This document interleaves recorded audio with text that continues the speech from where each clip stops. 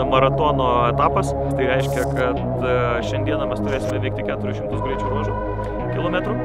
Turėsime veikti dar 200 km pervažiavimų. Vakare mes turim pristatyti automobilį uždarą parką. Negalime dirbti prie jo ir rytoj turėsime veikti dar virš 300 km greičio ruožų ir pakankamai ilgą pervažiavimą. Ir tai turėsim padaryti be technikų pagalbos. Apie 1000 km, šiek tiek daugiau bendros distancijos. Iš jų daugiau negu 800 km yra greičio ruožas, tai tikrai bus nelengva. Turime saugoti techniką, elgtis maksimaliai išmintingai.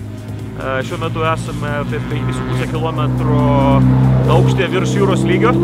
Tai natūralu, kad veikia tiek žmogaus psichika, tiek automobilio dinaminės savybės. Vienaip ar kitaip turėsime panašu, kad įdomią, bet sunkią dieną.